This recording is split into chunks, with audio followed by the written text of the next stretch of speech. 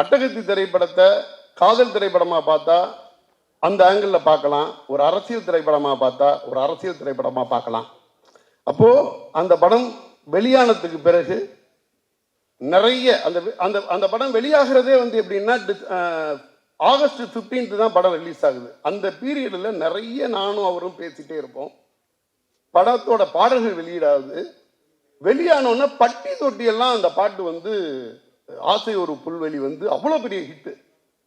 அந்த நிறுவனம் வந்து அந்த படத்தை வந்து அந்த அளவு எடுத்துகிட்டு போகணுன்னு ஒரு சேனலை ஓப்பன் பண்ணாலே அட்டகத்தியோட விளம்பரம் தான் வந்து நிற்கும்.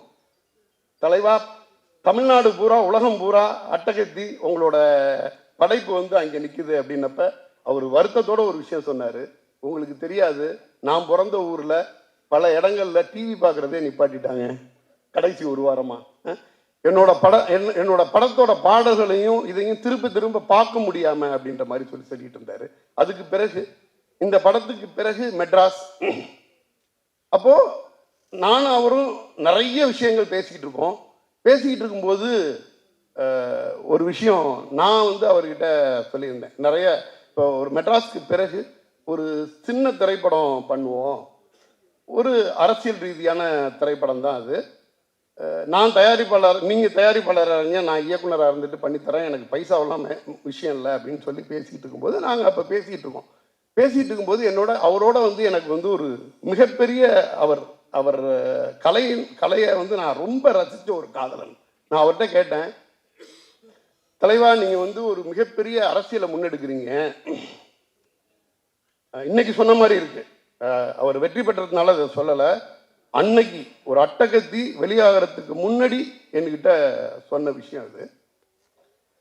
ஒரு மிகப்பெரிய அரசியலை நீங்க முன்னெடுக்கிறீங்க, நீங்க மிகச்சிறந்த கலைஞன், நீங்க எத்தனை படம் வேணாலும் எடுக்க முடியும், எத்தனை ஹிட் வேணாலும் கொடுக்க முடியும், நாளைக்கு நீங்க நினைச்சா ஒரு யூனிவர்சிட்டியே கட்ட முடியும், வர்த்தக ரீதியான படங்களை எடுங்க.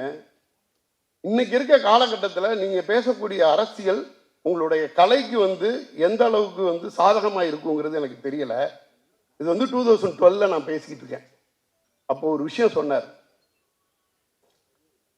நான் வந்து டைரக்டரா படம் பண்ணி சம்பாதிக்கிறதுக்காக இந்த இண்டஸ்ட்ரிக்குள்ள வரல. நான் படம் பண்ணேன்னா என் மக்களுக்கான நான் சொல்ல வந்த அரசியலை சொல்றதுக்கு மட்டுமே நான் இயக்குனராக இருப்பேன். அதை சொல்ல முடியாதுன்னா படம் பண்ணாம கிளம்பிடுவேன். எனக்கு ஆச்சரியமா இருந்துச்சு, இது வந்து பாசிபிளான்னு நினைச்சேன், அதை சாத்தியமாக்கி காட்டினார்.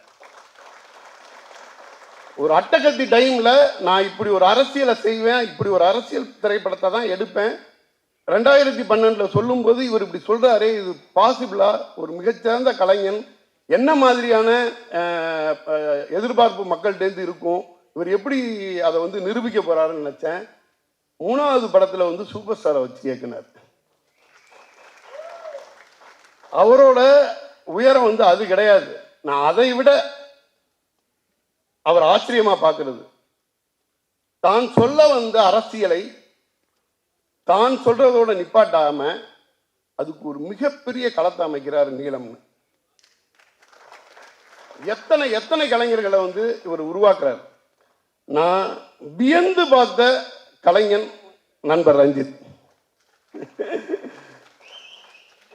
மிகச்சிறப்பா, மிகப்பெரிய ஜனநாயகவாதி. எதை பத்தி வேணாலும் பேசலாம், எவ்வளவு நேரம் வேணாலும் பேசலாம். ஒரு நாள்லாம் வந்து இரவு 10:30 மணிக்கு உட்கார்ந்து விடிய காலம் 3 மணி வரைக்கும் அவரோட அலுவலகத்துல டிஸ்கஸ் பண்ணியிருக்கோம். மிகப்பெரிய ஜனநாயகவாதி. இவர் வந்து ஏதோ ஜெயிச்சுட்டு நான் இந்த அரசியலை பேசுவேன், இப்படிதான் படம் பண்ணுவேன் அப்படின்னு சொல்லலைங்க.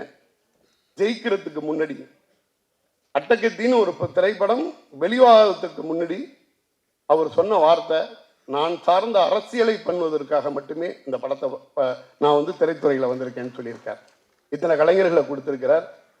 அதுல எனக்கு ஒரு மிகப்பெரிய சந்தோஷம், இப்போ ப்ளூ ஸ்டார் படத்துல வந்து இதோட இந்திய விநியோக உரிமையை வந்து நான் பெற்றிருக்கேன்.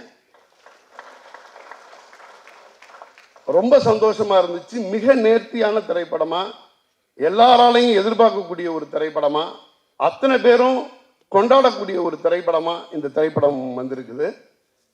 இந்த திரைப்படத்துல என்னோட சகோதரன் அசோக் செல்வன் முக்கிய லீடா நடிச்சிருக்காங்க. எனக்கு பிரச்சனையே என்னன்னா, என்னோட சகோதரின்னு சொல்லிட்டு கீர்த்தி பாண்டியனை வந்து ரொம்ப நாளா என்னோட தங்கச்சின்னு சொல்லிட்டு இருப்பேன். ரொம்ப நாளா தம்பின்னு சொல்லிக்கிட்டு இருந்த அசோக் செல்வன், அவங்க 2 பேரும் இப்போ மேரேஜ் ஆகிட்டாங்க. நிறைய நேரத்தில் அவங்கள என்ன மாதிரி பேசுறதுன்னு எனக்கு தெரியாது. ஃபோனில் பேசினா கூட இந்த பக்கம் தங்கச்சி, அந்த பக்கம் தம்பி அப்படின்னு என்னால் பேசுறதுக்கு சிரமமாக இருக்கு. ஒரு மாதிரி அவ்வளோ அவ்வளோ பேஷனேட்டான ஹீரோ அண்ட் ஹீரோயின். சமீபத்தில் கண்ணகின்னு ஒரு திரைப்படம் ஒத்தையாளா அவங்க கீர்த்தி பாண்டியன் வந்து அந்த படத்தை எடுத்து கொண்டாடணும்னு நினைச்சாங்க. சொல்லிக்கிட்டு இருக்கும்போதே ப்ளூ ஸ்டார்னு ஒரு படம்னா, அப்படி ஒரு படம்னா, அவ்வளோ ரசித்து எடுத்திருக்காங்க, ரசித்து பண்ணியிருக்கேன் அப்படின்னு சொல்லி படத்தை பற்றி அவ்வளவு பேசிட்டு இருப்பாங்க. தம்பி அசோக் செல்வன் அவரோட 2 படங்கள் முன்னாடி வெளியிட்டிருக்கேன். முதல் படம் ஓமை கடவுளே, 2வது படம் போர் தொழில், 3வது படம் ப்ளூ ஸ்டார் ஹாட்ரிக். நாங்கள் 2 பேருமே ஹாட்ரிக் சக்சஸ்க்காக வெயிட் பண்ணுறோம். சாந்தனு பிரதர், பிருத்திவிராஜ் பிரதர் எல்லாருமே இந்த படத்தில் இருக்காங்க. அருண் பிரதர் எல்லாம் டீமாவே நம்ம அட்டகத்தி டைமில் எல்லாம் நம்ம ஆர்ட் டைரக்டர் ராமலிங்கம் பிரதரோட அவ்வளவு பேசிகிட்டு இருப்போம். ஒரு மாதிரி ஒரு குழுவா பார்க்கவே ரொம்ப சந்தோஷமாக இருக்குது. இதை விட ஒரு பாசிட்டிவான படம் வராது. நிச்சயமாக மிகப்பெரிய வெற்றி அடையும். இந்த திரைப்படத்தை இந்தியா முழுவதும் எந்த அளவு மிகச் சரியாக கொண்டு போய் சேர்க்க முடியுமோ எனது நிறுவனம் செய்யும். நன்றி.